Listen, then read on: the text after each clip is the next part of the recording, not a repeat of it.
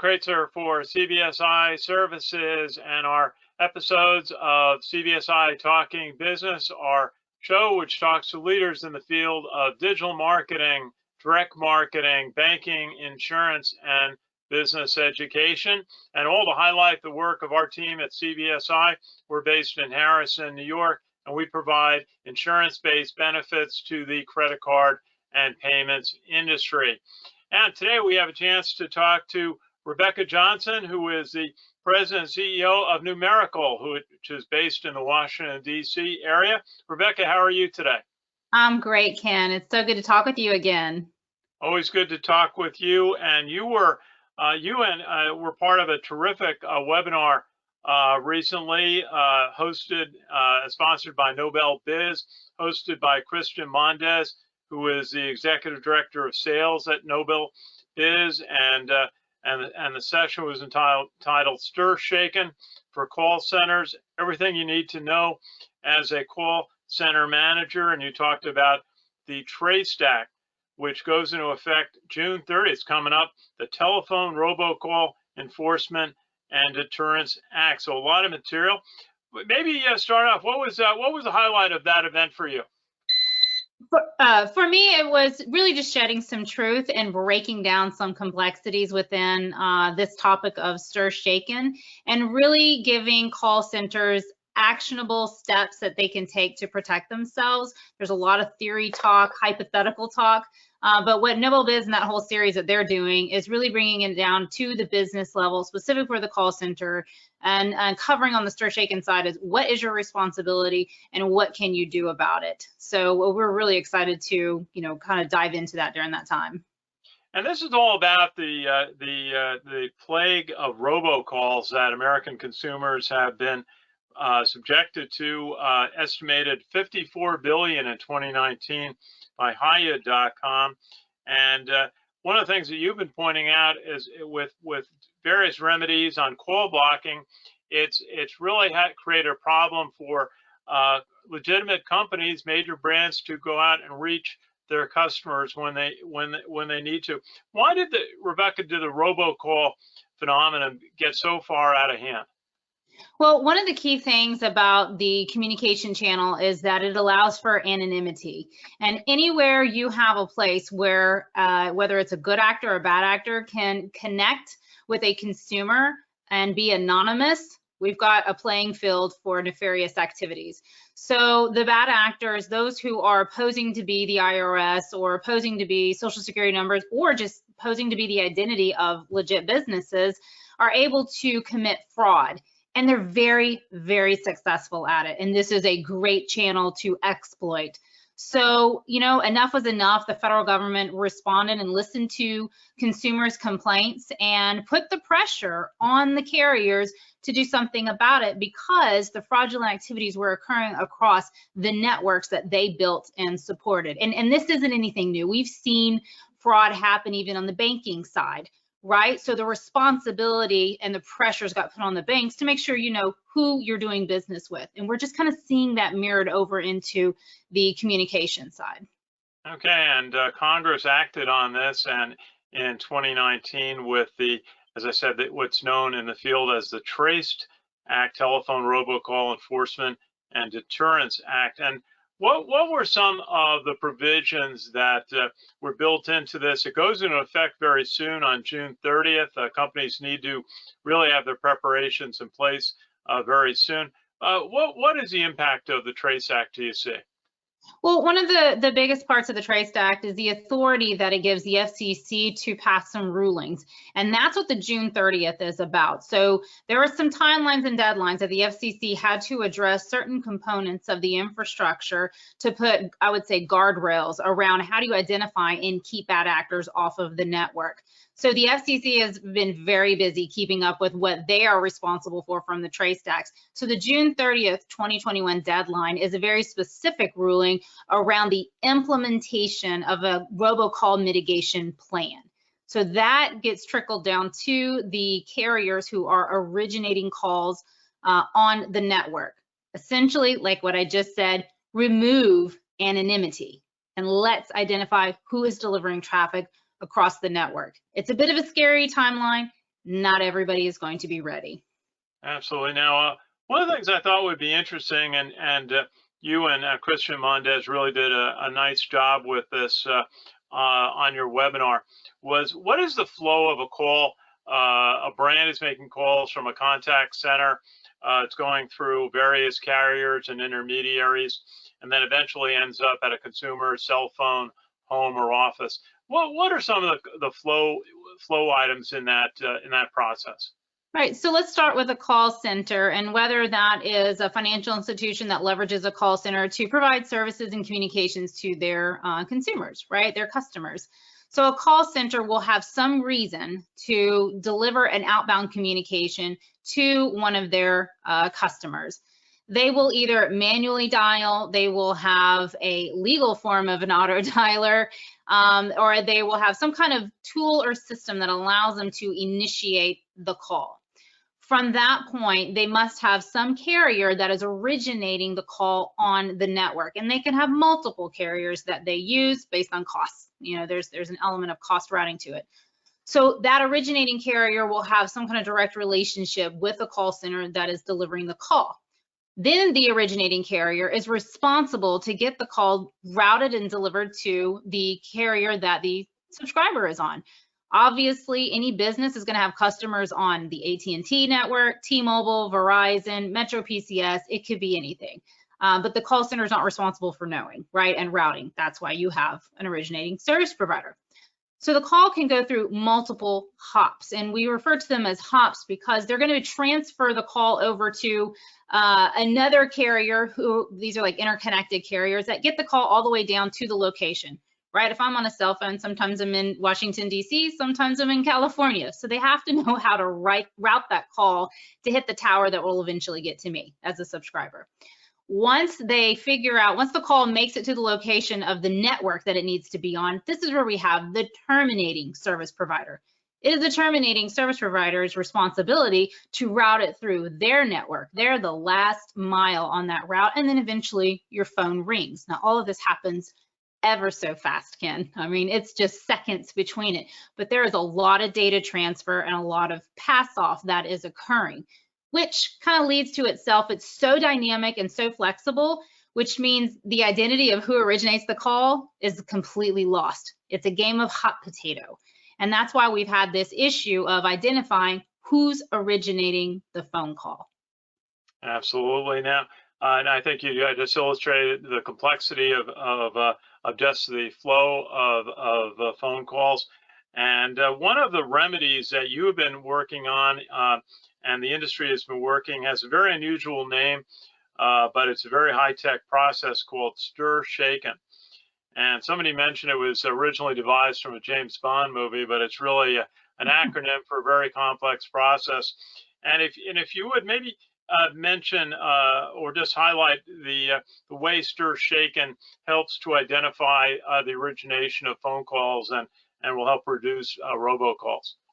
Right, so STIR in and of itself is secure telephony identity revisited. So it's actually revisiting a concept that's been around. And then shaken is about the attestation of tokens that are associated with call, but we don't have to go into the technical, but the names actually kind of mean what they're trying to achieve. And it's around identity. So in the TRACED Act, you'll actually see STIR shaken referred to as the caller authentication framework. And I think that makes more sense. That we can all understand. So STIR shaken is actually the standards. In order for this ecosystem that's not only the US, but it's every other country in which we deliver calls, there has to be a standard so that calls don't drop off the network. So that's the right place to focus on. What is this standard language? How are we going to transfer information about who the originating carrier is and what the originating carrier knows of the people that they are originating calls for? That's what STIR shaken achieves. It is that standard framework that allows us to attach additional header information around the call and pass it to the terminating carrier, who then goes, okay, well, now I have some more information that I can present to my subscriber. I can also, as a terminating carrier, make a decision if you're the consistent bad actor or the consistent bad originating carrier who's delivering bad traffic. I can make a decision to go, I'm not going to allow your call to terminate in my network. you cause too much fraud, right? So it gives them more controls on the terminating side to protect consumers, which is a really good move for consumers. We'll benefit from it. Very good. And on the webinar, you and Christian went through what the terminators, as you said, are going to have to decide after June 30 about which calls are properly identified, authenticated, and which ones are not, and then what to do with those. What do you see happening with the delivery of calls after June 30th? So I don't believe that there will be a switch flipped come July 1st that calls that are not signed will be blocked, because the reality is we have a lot of hospital healthcare organizations that are very old in their infrastructure. So we have to be extremely careful with the decisions that we make off of calls that are signed and calls that are not signed. But where we are heading is that information, we will hit a critical mass at some point where the majority of the calls that are traversing the network are signed and they have some additional information around them. That will then be used to make decisions on the terminating side of, maybe I'll present a green check mark, which means this information has been validated and I trust that the information I'm presenting to you before you answer the call is accurate. But you can understand and appreciate that if we get too quick with taking that approach, the first time that a carrier makes a mistake on that data and it's a fraudulent actor, the entire efforts that we've made has just been unraveled. So we cannot be too quick to make decisions about this data until we have enough critical mass that it's actually valid information and we're not making mistakes around it. There's a lot of lessons yet to learn in this infrastructure. Very good. Absolutely, and you are providing a lot of expertise to the field. Now at CBSI, we work with many banks around the country of varying sizes, from very large to very small. And they're making calls to their customers for all sorts of reasons, emergencies, for notifications. What would a financial service company, a bank, need to be thinking about to make sure that their calls are being properly routed and are able to get through to their customers after this bill, the TRACED Act, goes in effect in July? Yeah, so first and foremost, I always recommend that you still have to take the approach of registering phone numbers to make sure they are not labeled as fraud or scam. And the reason why this is important is because that information is actually what gets pushed straight down to the terminating service provider. So that's step one. The second part is the stir-shaken aspect of it. We're removing the checks and balances to the originating side. So you have to have conversations with your service provider that is delivering calls to understand what they are doing for their robocall mitigation plan. Are they aware that they must submit paperwork, documentation, whatever the FCC eventually publishes, that they have a robocall mitigation plan and this is their status? There are penalties that will happen if they do not perform those steps and inform the FCC of what they are doing. So you can't just say, oh, okay, well, that's my carrier's responsibility. I'm sure they'll take care of it. It's a very egregious step if you're going to do that. You have to be proactive in understanding what your communication partners are doing with regards to their responsibility for stir-shaken. The bank is not responsible, but your service provider is, and you have every right to get clarity on what they're doing. Absolutely, and that's going to be a key. So a bank should, and any brand should have a robocall mitigation plan. Is there a way to put that together? Is there a checklist or a format for that? We still don't know what that is. I think so we're anxiously waiting. I think it's supposed to come in the month of April. I think May at the latest. The FCC will have a website for these plans to be submitted. Based on what I know in my little network, it's going to need to be a plan. However you want to write that plan, you're talking to the FCC, there's probably some proper formats we should follow. You definitely can't say, got it covered, don't worry about me, right? You're going to have to cover, what you're doing to really answer the question of, are you making sure that you are not delivering and originating bad traffic? You have to be able to stand by that. And I think there's an understanding that, some bad guys are going to get through, right? So what is your plan if somebody gets through? How would you remove them from your network? And again, we're going to see this. This is so very similar to what we saw on the banking side with money laundering and terrorist funding. you got to have a process and some oversight of who your customers are, and then a way to get rid of those customers if they are doing nefarious activities. And always good to talk with Rebekah Johnson, who is the president and CEO of Washington, D.C. area-based Numeracle. And Rebekah, if you would, tell us a little bit about the services of your company. And I understand you're the chairman of a new business trade advocacy council. Yeah, so I'll start with the Advocacy Council. I'm really super excited about it. It goes to the heart of kind of what I've always wanted to do, and that is get more into the lobbying side on behalf of enterprises. So our coalition is the Enterprise Communications Advocacy Coalition, and we are a professional business coalition formed to advocate for our partners who use enterprise communications platforms to communicate with their customers. So it's very simple, high level. ECAC partners are really focused on the legal delivery of calls, and we represent them to Congress and to federal regulators as well. So it's definitely an association to be a part of. I would recommend. But from Numeracle's perspective, we like to solve problems. So while we can advocate all day long on the Hill, there will be challenges based on rules that get passed through. And Numeracle has been focusing on the call blocking and labeling unintended consequences. So while we absolutely support what the FCC is doing and the carriers to stop bad actors, unfortunately, the reality is that good calls get caught up and labeled fraud or scam. And if you're a bank and you're delivering a communication to one of your members who are using a card, or someone is using their card fraudulently, you need to be able to communicate with them and not have your call presented as fraud to them.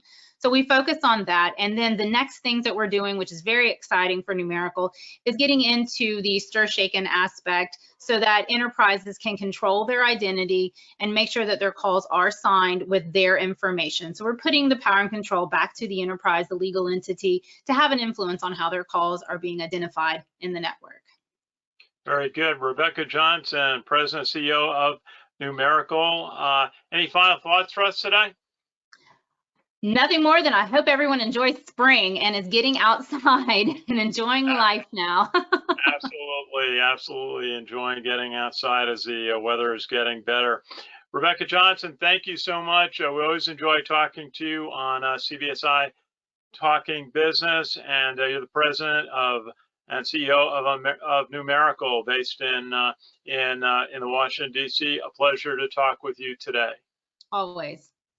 Thank you, Rebekah. This is Ken Kreitzer for CBSI Services Talking Business, always representing our team based in Harrison, New York. We provide insurance-based benefits to the credit card and payments industry. And we'll look forward to another episode of CBSI Services Talking Business very soon. So again, from my home office in White Plains, New York, this is Ken Kreitzer.